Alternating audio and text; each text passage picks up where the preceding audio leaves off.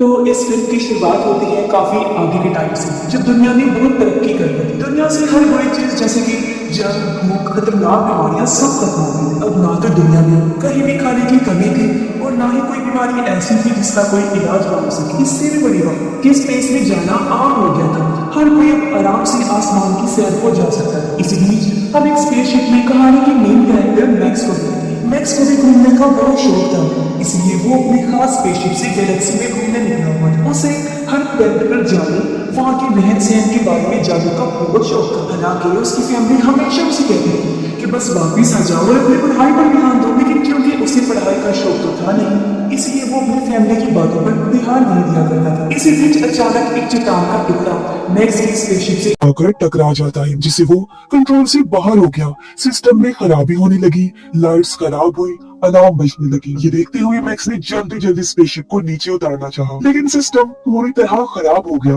और स्पेसशिप गिरने लगा। देखते ही देखते शिप एक अनजान प्लेनेट के आइलैंड पर तबाह हो गया और फिर स्पेसशिप में धमाका होने से पहले ही मैक्स उसमें से उतर गया और अब वो इस अनजान आइलैंड पर फंस चुका था। यहाँ दूर दूर तक कोई नजर नहीं आ रहा था जो उसकी मदद को आता। ये आइलैंड काफी अजीब था, रेगिस्तान जैसा। ज्यादा अंधेरा तो नहीं था, बस खामोशी थी जो डरा देने वाला माहौल बना रही। खैर, अब मैक्स इस जगह पर घूमने लगता है। जंगल में आकर उसने कुछ बर्तन देखे। आग को कुछ देर पहले ही बुझाया गया था, जिसका मतलब साफ था कि कोई और भी यहाँ पर रह रहा है। और तभी उसे एक क्रिएचर दिखाई थी जो चुप रही थी। मैक्स ने उससे बात करना चाहिए कोशिश की, लेकिन वो डर कर भाग गई। उसे समझ नहीं आ रही थी कि ये कौन सी दुनिया है। फिर अचानक एक जोरदार आवाज आती है, जिसके साथ ही एक सोल्जर उसके सामने आ गया। उसने फौरन मैक्स पर गन तान दी और न जाने किस जुबान में उस पर चिल्लाने लगा। अब मैक्स परेशान हो गया, ना वो उसकी बात समझ पा रहा था और ना उसे कुछ समझा पा रहा था। तभी मैक्स ने अपने बेल्ट पर लगी एक डिवाइस निकाली, जो एक तरह का ट्रांसलेटर था, जो किसी भी जुबान को ट्रांसलेट कर सकता था। मैक्स उसे अपने कान में लगा देता है। सोल्जर को लगा कि ये कोई हथियार है, इसलिए वो मैक्स के बेल्ट पर गोली चला देता है और अगले ही पल उसे गिरफ्तार करके अपने साथ ले जाता है। वो उसे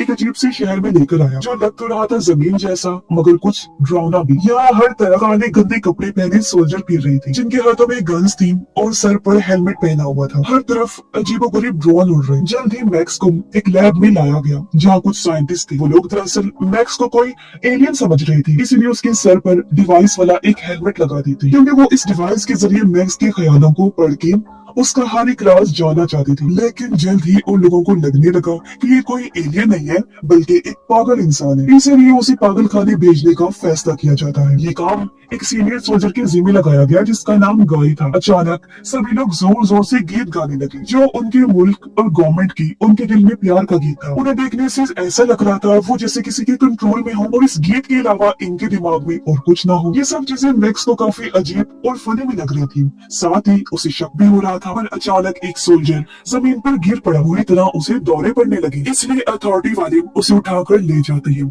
जो देखकर मैक्स का शक और बढ़ जाता है। अब मैक्स को जब पागल खाने ले जाया जा रहा था, तो वो वहाँ के बुरे हालात देख रहा था कि सब कितना खराब है। सड़कें, बिल्डिंग्स टूटी हुई हैं और हर 2-3 किलोमीटर के फासले पर अजीब तरह के टावर्स हैं। इस बारे में वो गाय से पूछता है कि ये टावर किस लिए है। तब गाय कहता है कि वो क्या है ना, आजकल बागियों की तादाद काफी बढ़ गई है, वो यहाँ आते रहते हैं, तो दुश्मनों से हिफाजत के लिए इन टावर्स को लगाया गया। उनकी बात चल ही रही थी कि अचानक एक टावर में जोरदार धमाका हुआ, जिससे टावर का जला हुआ मलबा उन लोगों के ऊपर गिरने लगा। हर तरफ अफरा तफरी फैल गई। कुछ लोग तो भाग गए, जबकि कुछ मलबे के नीचे ही दब के मारे जाते हैं। एक बड़ा सा रॉड मैक्स के ट्रक में घुस गया, जिससे गाय उसके नीचे दब जाता है। अब मैक्स बगैर टाइम गवाए जल्दी से पूरी ताकत लगाकर गाय को बाहर निकाल लेता है और इस तरह बाल बाल उसकी जान बच पाती है। ये देखकर गाय को इतना तो समझ आ गया कि ये कोई आम लड़का तो नहीं हो सकता। खैर, अब जाकर मैक्स को पता चलता है कि यहाँ तो बगावत चल रही है, यानी जिनको बागी कहा गया है वो गवर्नमेंट के खिलाफ खड़ी है, क्योंकि वो गवर्नमेंट के तरीकों को नापसंद करती है। इसलिए गवर्नमेंट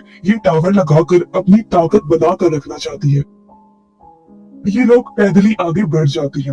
मेन शहर में आने के बाद एक ताकतवर आदमी दिखाया जाता है, जो रिसर्च डिपार्टमेंट का हेड होता है, वो अपने एजेंट को हुक्म देता है कि वो मैक्स को मेरे पास लेकर आए। जबकि उससे पहले मैक्स को इस बार एक बड़े से टैंक में बंद करके रखा जाता है, क्योंकि साइंटिस्ट उसके दिमाग को और अंदर से परखना चाहते थे। लेकिन तभी यहाँ डिपार्टमेंट हेड का एजेंट आकर बगैर किसी की इजाजत के मैक्स को वहाँ से ले जाता है। इसी बीच हम एक वकील को देखते हैं, जिसने भी काफी देर से मैक्स पर नजर रखी हुई थी, लेकिन जब उसने टाइम देखा वो काफी घबरा गया।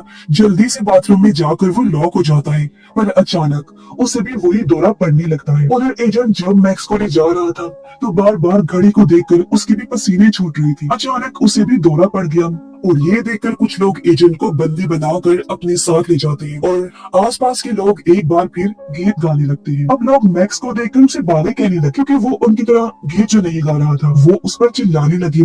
तब इस भगदड़ का फायदा उठाकर मैक्स वहाँ से भाग जाता है। अब पता चलता है कि फादर्स नामी एक ग्रुप है, जिसमें वो सारे फादर्स यहाँ पर राज करते हैं, जिनमें रिसर्च डिपार्टमेंट का हेड और उसका एजेंट भी शामिल थे। अब इनके कुछ रूल्स थे, जो भी फादर छोटी सी भी गलती अगर करता तो बाकी फादर्स उसे मार दिया करती थी। अब मैक्स एक बार में गया जहाँ की वेट्रेस उसे काफी अच्छी लगी। दोनों की कुछ देर तक बातें हुई और उनकी अच्छी दोस्ती हो गई। एक दूसरा बदतमीज कस्टमर वेट्रेस से बदतमीजी करने लगा। मैक्स ने उसे रोकने की कोशिश की, लेकिन दोनों की लड़ाई हो जाती है। उसने कई बार मैक्स पर हमले किए, लेकिन उसने हर हमले को नाकाम बना दिया, क्योंकि उसके पास बहुत ताकतें थी। इसके बाद मैक्स ने वेट्रेस को यहाँ आने तक की सारी कहानी बताई।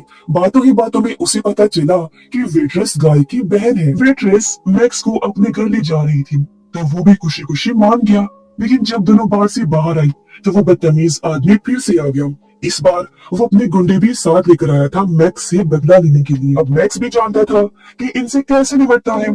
जैसे ही उन लोगों ने तलवार से हमला किया, मैक्स बड़े ही आराम से बच गया और अब वो लोग मैक्स पर झपट पड़े, लेकिन उस पर तो कोई असर ही नहीं हो रहा था।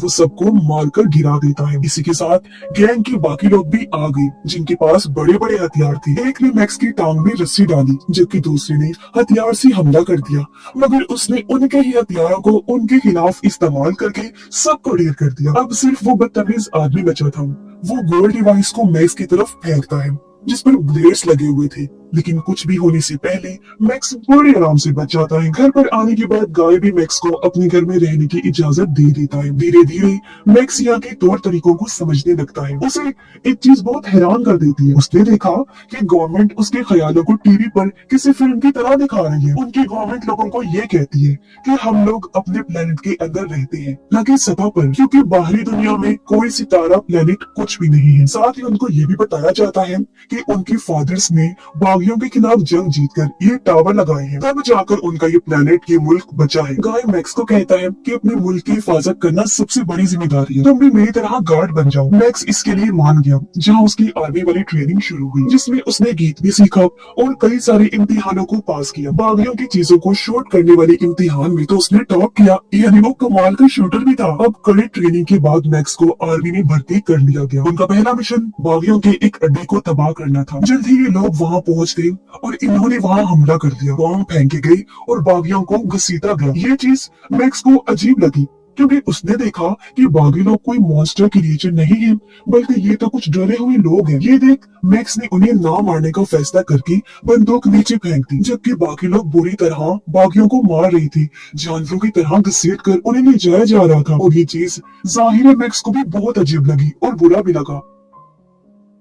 अब बागियों को सजा के लिए कोर्ट लाया गया, फिर उनको सामने खड़ा करके उन पर तेज रोशनी फेंकी, इतनी तेज कि उनकी आंखों में तकलीफ होने लगी। बहुत सारे बागी चिल्लाए कि प्लीज हमें छोड़ दो, हमने तो कुछ भी नहीं किया, जबकि बहुत सारे लोग फादर्स को बुरा भला कह रहे थे। और अब जो लोग रो रहे थे उन्हें मजदूर बनाकर भेज दिया गया, जबकि शोर मचाने वालों को मार डाला गया। अब एक बागी जिसकी बाजू मशीन की थी उसे लाया गया। फादर्स ने उसे गैस से भरे सूट में बांध दिया, जिससे धीरे धीरे उसका जिस्म जलने लगा और तड़पते हुए उस बेचारे की मौत हो गई। ये देख मैक्स को काफी बुरा लगा। उसे गुस्सा भी आ रहा था, लेकिन गुस्सा दबाते हुए चुपचाप वो वहाँ खड़ा रहता है। घर आने के बाद मैक्स ने गाय को कहा कि ये बहुत गलत हो रहा है। गाय ने उसे कहा कि ये ठीक है और हम यही तरीका अपनाते हैं, क्योंकि हर कोई अब मैक्स को जानता था, इसलिए एजेंट उसे पकड़ने के लिए आ गया। पर उससे पहले फादर्स का हेड मैक्स की वफादारी का टेस्ट लेना चाहता था, इसीलिए वो मैक्स को जंगल में ले गया और उसके सामने दो बागियों को खड़ा करके कहा कि इन्हें उड़ा दो। मैक्स कहता है कि मैं इन्हें सबके सामने नहीं, अकेले में मारूंगा। पर कुछ दूर ले जाकर वो उन दोनों को छोड़ देता देता है। वापिस आकर उसने फादर्स के हेड को कहा कि मैं आर्मी छोड़ना चाहता हूँ। ये सुन हेड गुस्से से आग बबूला हो गया। उसने मैक्स पर गन तान दी। हालांकि गाय ने उसे रोका, लेकिन उसने बहुत सारी गोलियां मैक्स पर चला दी, जिससे वो काफी जख्मी हो जाता है। अब हेड जबरदस्ती गाय को अपने साथ ले गया, जबकि मैक्स की लाश को वहीं छोड़ देता है। उधर सभी फादर्स प्लान बना रहे थे कि किस तरह वो सभी बागियों को एक साथ ही खत्म कर दें। दूसरी तरफ बागी जंगल में मैक्स की लाश को ढूंढ रही थी।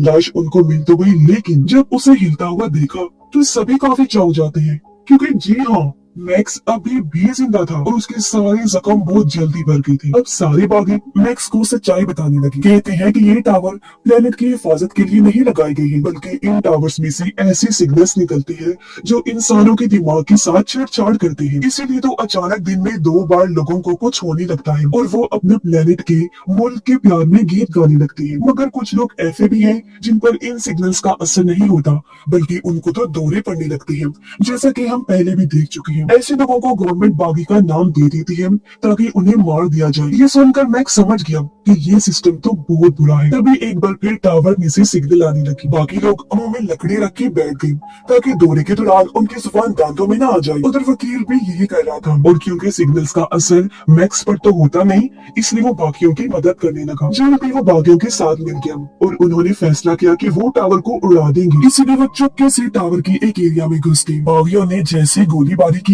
तो सभी सोल्जर्स अलर्ट हो गए। मैक्स तो बड़े आराम से आगे बढ़ रहा था। जो भी उसके सामने आता जा रहा था वो मार मार कर उनको साइड पर कर रहा था। बागी भी मुकाबला कर रही थी।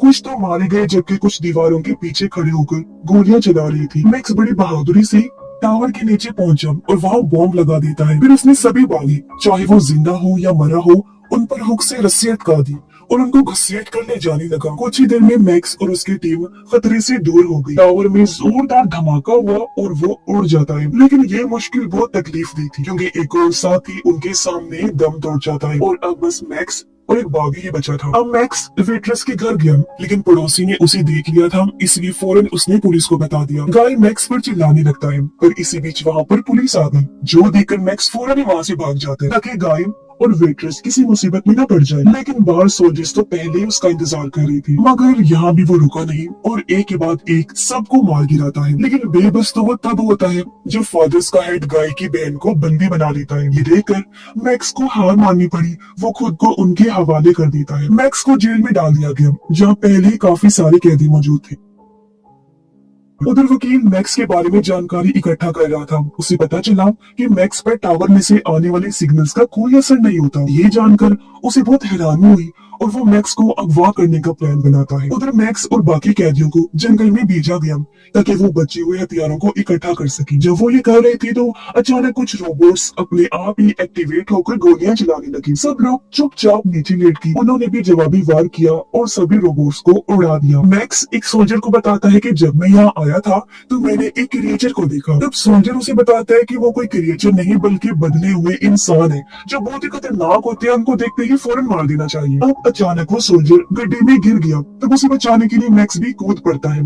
ये एक सुरंग थी, इसलिए दोनों छानबीन करने आगे बढ़ने लगी। इन्हें एक काफी पुरानी लैब नजर आती है, लेकिन इसी बीच एक क्रिएचर भी वहाँ आ गया। वो लोग जब छानबीन कर रहे थे तो क्रिएचर सोल्जर पर हमला करके उसे पकड़ लेता है। इससे पहले वो उसे मारता मैक्स सोल्जर को बचा लेता है। फिर वो खुद क्रिएचर से लड़ने लगा और आखिर उसे गिराकर कैद कर लेता है। लेकिन मैक्स को एहसास हुआ कि अगर सोल्जर को मौका मिला तो वो इस क्रिएचर को मार देगा, इसलिए मैक्स क्रिएचर को आजाद कर देता है। अगले दिन मैक्स और 2 साथी जंगल में घूम रहे थे, तभी उनकी नजर लाल टैंक पर गई जो झाड़ियों में फंसा हुआ था। इससे पहले ये लोग लाल टैंक के पास जाते काले टैंक्स उन पर हमला करने लगे। हालांकि वो भी जवाबी वार कर रहे थे, लेकिन उनके किसी भी हमले का टैंक्स पर कोई असर नहीं हो रहा था। ये देख मैक्स को एक आइडिया आया और उसने लाल टैंक पर हमला कर दिया, जिससे अब लाल टैंक ब्लैक टैंक्स पर ही हमला कर देता है।